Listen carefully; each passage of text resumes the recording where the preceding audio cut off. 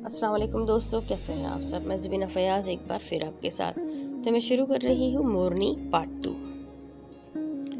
वो एक दूसरे की फैमिली के बारे में बातें करते रहते हैं और सारी रात बातें करते हुए गुजर जाती है। अब अगले दिन, भाई चले? हाँ गुल चलो, और जो कुछ मुझे बताया था वही आका को बताना है। समझ आई मेरी बात? जी भाई। फिर वो महल की तरफ रवाना हो जाते हैं। आज आपकी मोहब्बत का इम्तिहान है, देखते हैं शहजादे आप क्या फैसला करेंगे। गुल तुम यहाँ इंतजार करो, मैं आका के पास जा रहा हूँ। आका जल किताब पढ़ रहा था, तभी जा कमरे में दाखिल होता है। मैं मोरनी को ले आया हूँ, वो आपका इंतजार कर रही है, आप चलें। गुल आका बस आने ही वाले हैं। तभी कदमों की आवाज आती है। गुल तुम जब तक आका से बात करो, मैं एक काम करके अभी आ रहा हूँ। भाई मगर मुझे डर लग रहा है। बहादुर बनो, बस काम खत्म करने के बाद तुम्हारे पास ही रहूंगा। जल जैसे ही नीचे पहुंचता है तब अबनाज अपना चेहरा खिड़की की तरफ कर लेती है। आपका नाम? जो भी नाम हो। जहाँ के कहने पर आपकी बात सुन रहा हूँ, बोले। आका मुझे आपकी मदद की बहुत ज़रूरत है। मेरे बाबा जान उस जादूगर के कब्ज़े में है और मैं मजबूरी में ये काम कर रही हूँ।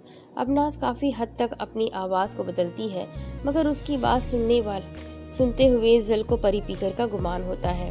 तभी कोई चीज़ गिरती है और मोरनी जैसे ही रूप बदलती है तो जल उसे देखकर दंग रह जाता है। परी पीकर? जल को पहली मुलाकात से लेकर अब तक तमाम मनाजिर याद आते हैं और उसके जहन में सिर्फ एक ही बात आती है, धोखा। वो उसके पास जाता है। मोरनी? शहजादे?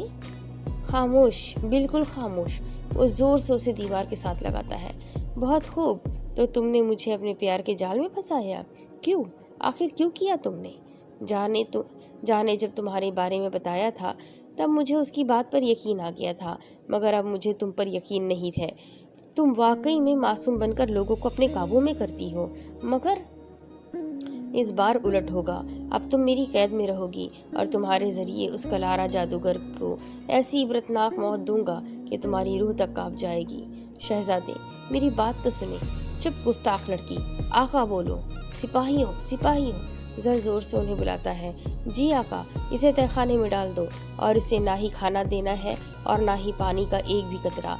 वो अबनास को जोर से धक्का देता है जिससे वो गिर जाती है और वो सिपाही उसे घसीटते हुए तहखाने की तरफ ले जाते हैं। और अबनास, अब क्या होगा? क्या मोरनी हमेशा कैद में रहेगी? क्या आका उसे माफ करके अपनी जिंदगी में शामिल कर लेंगे? छोड़ो मुझे, छोड़ो मुझे। शहजादे आप एक बार मेरी बात तो सुन ले। वो चीख रही थी, फरियाद कर रही थी, मगर सुनने वाला शायद बहरा हो गया था। गुल भाई, खुदा के लिए मुझे बचा ले।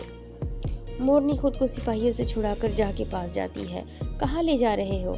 वो आका का हुक्म है उन्हें तहखाने में कैद करने का। जा, क्योंकि आका का खास बंदा था। सिपाही उसके डर की वजह से उसे वजाहत दे रहे थे।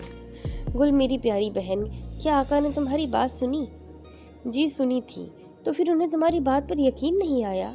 आका गुस्सा होंगे, आप हमें इन्हें ले जाने दे, वरना आप तो जानते हैं उनके गुस्से से पूरी वादी डरती है। ले जाओ, लेकिन तमीज से। मगर भाई मुझे नहीं जाना, बंद जगहों पर मेरा दम घुटता है।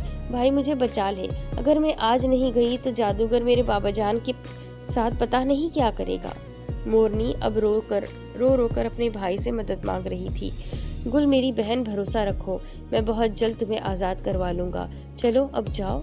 मगर भाई, सिपाही इसे लेकर जा रहे थे, लेकिन वो अब भी जा को देख रही थी। जा अपना रुख बदलता है क्योंकि वो नहीं चाहता था कि उसके आंसू देखकर उसकी बहन का हौसला ख़त्म हो जाए। वो जल्दी से अंदर दाखिल होता है, जहाँ पर आका जल उजड़ी हुई हालत में बैठे थे। आका, जा वो लड़की धोखेबाज है। नहीं आका, गुस्ताखी माफ, आपको गलतफहमी हुई है। गुल ऐसी नहीं है।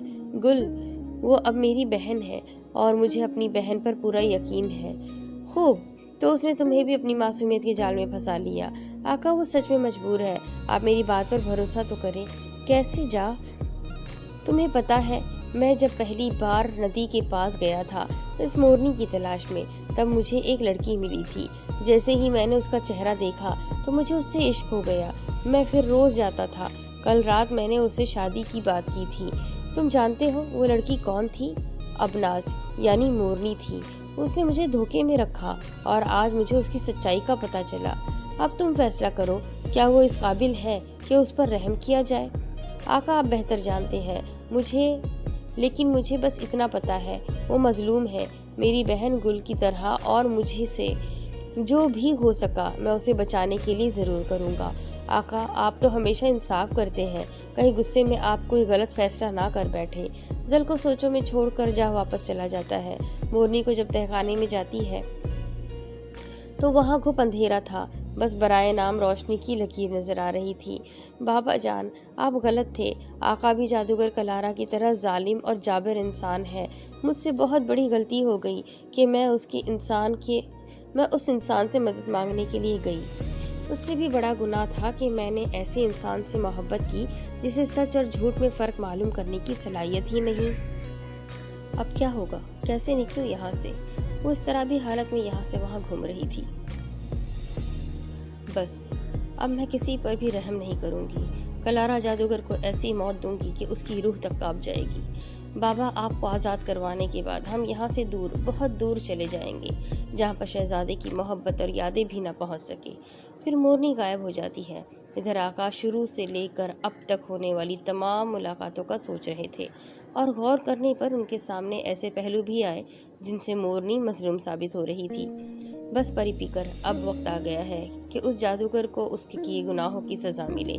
زل جلدی سے تہخانے کی طرف جاتا ہے تاکہ پری پیکر سے معافی مانگ سکے، مگر آقا نے دیر کر دی۔ تہخانے کی دیوار پر مورنی کچھ لکھ کر جاتی ہے۔ شہزادے، یہ کہنے کا حق میں شاید کھو چکی ہوں۔ آپ کی نظر میں غدار تھی، مگر میرا خدا گواہ ہے میں صرف اور صرف مجبور تھی، کیونکہ اپنی ماں کو کھونے کے بعد مجھ میں اپنے بابا کو کھونے کا حوصلہ نہ تھا۔ ہاں، میں نے اس جادوگر کا ساتھ دیا اور اس وادی کے معصوم لوگوں کے ساتھ ظلم کیا، مگر شہزادے معاف کیجیے گا۔ آقا آپ بتائیں، اگر آپ میری جگہ ہوتے تو کیا کرتے؟ کیا آپ اپنے والد کو بچانے کی کوشش نہیں کرتے؟ اگر 1 سال تک آپ کو اپنے والد سے دور رکھا جاتا تو کیا آپ نہیں تڑپتے؟ رہی بات آپ کی محبت کی اور آپ سے شادی کی، تو آقا گستاخی معاف، میں ایسے شخص سے شادی ہرگز نہیں کر سکتی جسے سچ اور جھوٹ کا پتہ ہی نہ چلے۔ میں کلارا جادوگر کے پاس جا رہی ہوں اور اس کو ختم میں خود کروں گی۔ مجھے اپنی طاقت کا اندازہ ہو گیا ہے اور اب مجھے کسی کی بھی ضرورت نہیں ہے۔ مجھے ڈھونڈنے کی کوشش مت کیجیے گا۔ میں جانتی ہوں کلارا جادوگر کے ساتھ مقابلہ سخت ہے، شاید میری جان بھی چلی جائے تو مرنے سے پہلے میری آخری خواہش ہے، آپ جہاں بھائی سے کہیے گا کہ وہ میرے بابا جان کا خیال رکھے، اور ان سے کہیے گا کہ میں نے گل کی موت کا بدلہ لے لیا ہے۔ نہیں پری پیکر، تم ایسا نہیں کر سکتی۔ مجھے معافی مانگنے کا موقع تو دیتی۔ زل بہت رو رہا تھا، مگر شاید وہ معافی مانگنے کا حق کھو چکا تھا۔ سپاہیوں، ہم ابھی اور اسی وقت جادوگر کے ٹھکانے پر حملہ کریں گے، جہاں کو اطلاع کر دو۔ زل باقی سپاہیوں کے ساتھ جادوگر کے ٹھکانے کی طرف روانہ ہو جاتا ہے۔ مورنی کلارا جادوگر سے اکیلا مقابلہ کرتی رہتی ہے، اور آج اس کے سارے وار صحیح جا رہے تھے۔ کلارا اس کی طاقت دیکھ کر دنگ رہ گیا تھا، اور وہ جو بھی جوابی وار کرتا وہ اس کی طرف پلٹ کر دیتی۔ وہ بے انتہا زخمی تھا۔ کاش میں اب پہلے ہی تمہارا خاتمہ کر دیتی تو آج میرے ساتھ ایسا نہ ہوتا۔ تم اسی قابل تھے۔ کلارا جادوگر اس پر حملہ کرتا ہے اور سر پر چوٹ لگنے کی وجہ سے وہ نیچے گرتی ہے۔ ابھی وہ اس پر اور وار کرتا کوئی پیچھے سے حملہ کرتا ہے۔ آج نہیں تو میں اپنی بہن کے ساتھ ایسا نہیں کرنے دوں گا۔ گل میری بہن، بھائی آپ یہاں کیوں آئے؟ اگر آپ کو کچھ ہو گیا تو بابا جان کا خیال کون رکھے گا؟ میں تمہیں اکیلا کیسے چھوڑ سکتا ہوں؟ تبھی تالیاں بجنے کی آواز آتی ہے۔ واہ کیا پیار ہے بھائی بہن کا، آج مزہ آ جائے گا، جہاں تمہیں بھی تمہاری بہن گل کی طرح ہی ماروں گا۔ وہ اپنے جادو سے اس پر وار کرتا ہے، مگر اس کی انگوٹھی کی وجہ سے اس کے جادو کا اثر نہیں ہوتا، اور تم مورنی، وہ اس کے بالوں سے پکڑ کر اسے کھینچتا ہے۔ تم میری پالتو تھی، تمہاری جرت بھی کیسے ہوئی مجھے دھوکہ دینے کی؟ مورنی درد سے چیخ رہی تھی، تب ہی جہاں جادوگر کے پاس کے سر پر وار کرتا ہے۔ اب پورے محل میں اس کی چیخیں گونج رہی تھی۔ مورنی کی بہت بری حالت تھی، مگر اس وقت اسے بس جادوگر کو مارنا تھا۔ جہاں بھی جادوگر کے وار سے ایک طرف بے ہوش پڑا تھا، وہ اٹھتی ہے اور اس کے سر پر پے در پے وار کرتی ہے، اور اس کے اپنے جادو سے بنائے گئے محلول سے اسے بالآخر مار دیتی ہے۔ کلارا ابھی مرتے مرتے اس کے زخمی سر پر پھر سے وار کرتا ہے اور پھر وہ اپنی آخری سانسیں لے کر بڑی ہی مشکل سے مر جاتا ہے۔ مورنی اپنے سر کو تھام کر نیچے گرتی ہے، تبھی زل وہاں پہنچتا ہے۔ پری پیکر، شہزادے، آپ نے دیر کر دی۔ وہ روتے ہوئے اس کی طرف دیکھتی ہے۔ نہیں پری پیکر، مجھے میری غلطی کی اتنی بڑی سزا مت دو، مجھے معافی مانگنے کا ایک موقع تو دو۔ اب ناز مسکرا کر اپنا ہاتھ اس کے چہرے پر پھیرتی ہے۔ شہزادے، میں نے آپ کو دھوکہ نہیں دیا تھا۔ وہ درد کو برداشت کر رہی تھی۔ پری پیکر، آپ کو کچھ نہیں ہوگا، ہم آپ سے بے انتہا محبت کرتے ہیں۔ شہزادے، مگر آپ کی بے یقینی نے ہماری محبت ختم کر دی۔ نہیں، ہمیں آپ پر یقین تھا، ہم آپ کے پاس آئے تھے، مگر آپ جا چکی تھی۔ ہم انہیں لے کر جا رہے ہیں۔ آپ ان کے والد اور باقی لوگوں کو رہا کروائے۔ کوئی فائدہ نہیں شہزادے، اب وقت بہت کم رہ گیا ہے۔ نہیں، آپ کو ہم پر یقین رکھنا ہوگا، ہم آپ کو کچھ نہیں ہونے دیں گے۔ وہ اس کے ماتھے پر پیار کرتا ہے۔ آپ بس جاگتی رہے، آنکھیں کھلی رکھنے کی کوشش کریں، ہم بس پہنچنے والے ہیں۔ ہم آپ کو کبھی معاف نہیں کریں گے شہزادے۔ ٹھیک ہے، بس ہمارے ساتھ رہے، ہمارے پاس رہے پری پیکر، بس ہم سے دور مت جائیں۔ پری پیکر آنکھیں کھولے۔ نہیں نہیں، زل اتنا زور سے چیختا ہے کہ پوری وادی میں بھونچال آ جاتا ہے۔ عشق قائم ہے ازل سے اپنے اصولوں پر، امتحان جس کا بھی لے رعایت نہیں کرتا۔ کیا مورنی ہمیشہ کے لیے شہزادے کو چھوڑ کر چلی جائے گی؟ کیا شہزادے زل اور مورنی یعنی ابناس کی محبت ادھوری رہ جائے گی؟ سپاہیوں کی مدد سے تمام لوگوں کو وہاں سے باہر نکالتا ہے، کیونکہ وہ عمارت کلارا جادوگر کے جادو سے بنی ہوئی تھی، اس لیے وہ آہستہ آہستہ ختم ہو رہی تھی۔ مورنی کے بابا جان کو بہت ڈھونڈتا ہے، مگر وہ نہیں مل رہے تھے۔ سب سپاہی جہاں کو بلا رہے تھے، مگر وہ اس کے بابا جان کے بغیر نہیں جا سکتا تھا۔ بہت کوشش کے بعد بالآخر اسے ایک پنجرے میں بزرگ نظر آتے ہیں۔ وہ بھاگ کر اس طرف جاتا ہے۔ پاس جانے پر پتہ چلتا ہے کہ وہ بے ہوش تھے اور ان کی حالت بہت خراب تھی۔ انہیں باہر لے کر آتا ہے اور اس کے باہر آنے کی دیر تھی کہ عمارت ایک ہی جھٹکے میں غائب ہو جاتی ہے اور وہاں پر صرف خالی زمین رہ جاتی ہے، جہاں انہیں اپنے گھر لے کر جاتا ہے اور حکیم سے ان کا علاج کرواتا ہے۔ کو اپنی بہن گل کی بھی فکر تھی، مگر وہ مورنی کے بابا جان کے ہوش میں آنے کا انتظار کر رہا تھا۔ پری پیکر آنکھیں کھولے۔ زل چیخ رہا تھا، فریاد کر رہا تھا، مگر ابناس خاموش تھی۔ زل اس کے وجود کو جلدی سے اپنی باہوں میں اٹھاتا ہے اور اپنے گھوڑے پر سوار ہو کر محل کی طرف روانہ ہوتا ہے۔ وہ محل پہنچنے کے بعد سپاہی کے ذریعے خاندانی حکیم کو بلواتا ہے اور ابناس کو اپنے کمرے میں لے جا کر شاہی پلنگ پہ سلا دیتا ہے۔ پری پیکر، آپ ہمیں چھوڑ کر نہیں جا سکتی۔ اپنے والدین کی جدائی ہم کسی طرح سہ سکیں گے، مگر آپ کی جدائی ہم سے برداشت نہیں ہوگی۔ آقا، وہ حکیم صاحب آ گئے ہیں۔ ٹھیک ہے، انہیں جلدی سے اندر لے آؤ۔ جو حکم آقا۔ حکیم صاحب، آپ دیکھیں انہیں کیا ہوا ہے۔ زل بہت بے چینی سے حکیم صاحب سے کہتا ہے۔ حکیم ابناس کے زخموں کا معائنہ کرتا ہے اور اسے مورنی یعنی ابناس کے سر کے زخم بہت گہرے لگتے ہیں اور اس کی سانس بہت آہستہ چل رہی تھی۔ حکیم کافی دیر تک ابناس کو دیکھتا رہتا ہے۔ آپ نے بتایا نہیں انہیں کیا ہوا ہے اور یہ آنکھیں کیوں نہیں کھول رہی؟ زل پریشان سا حکیم صاحب سے پوچھتا ہے۔ آقا، انہیں سر پر کافی گہری چوٹیں ہیں۔ میں نے زخموں پر دوائی لگا دی ہے، بہت خون بہہ چکا ہے۔ اگر کل صبح تک انہیں ہوش آ گیا تو معجزہ ہی سمجھے، مگر ان کی یادداشت بھی جا سکتی ہے۔ بس مجھے اس بات کا ڈر ہے۔ باقی آپ پریشان نہ ہو، اللہ تعالیٰ سے دعا کریں۔ یہ دوائی آپ وقفے وقفے سے ان کے زخموں پر لگاتے رہے۔ آقا، اب ہمیں اجازت دیں۔ زل جیسے ہی اجازت دیتا ہے وہ چلا جاتا ہے۔ پری پیکر، آپ بس جلدی سے ہوش میں آ جائیں، ہم آپ کو منا لیں گے اور آپ سے معافی بھی مانگ لیں گے، بس آپ ہمیں ایک موقع تو دیں۔ زل پری پیکر کا ہاتھ ساری رات تھام کر بیٹھا رہتا ہے اور اس کا چہرہ ہی دیکھتا رہتا ہے۔ ابناس ساری رات درد کو برداشت کرتی رہتی ہے اور شہزادہ زل ساری رات مورنی کے نزدیک ہی رہتا ہے۔ پری پیکر، آپ نے جواب نہیں دیا؟ تو مورنی خاموش رہتی ہے۔ پھر وہ دوبارہ پوچھتا ہے، جان زل، آپ نے جواب نہیں دیا؟ اب شہزادہ زل اپنی ابناس کی طرف دیکھتا ہے۔ کس بات کا جواب؟ وہ شہزادے کو تنگ کر رہی تھی اور اس کی آنکھوں میں شرارت تھی۔ جیسے ہی وہ اس کی طرف دیکھتا ہے مورنی رخ موڑتی ہے۔ اچھا، تو آپ چاہتی ہے کہ ہم بار بار آپ سے پوچھیں اور آپ ہر بار انجان بن جائیں؟ بہت خوب پری پی کر زل اس کا ہاتھ تھام لیتا ہے۔ شہزادے، آپ کیا کر رہے ہیں؟ ہمارا ہاتھ چھوڑے۔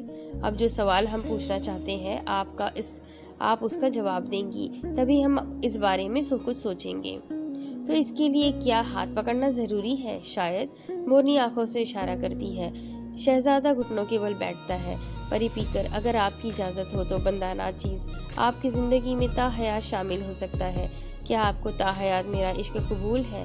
ابناز اس کے اس منفرد مگر دل چھو لینے والے انداز پر فدا ہو جاتی ہے۔ اس کا چہرہ اس حسین اظہار پر کھل اٹھتا ہے۔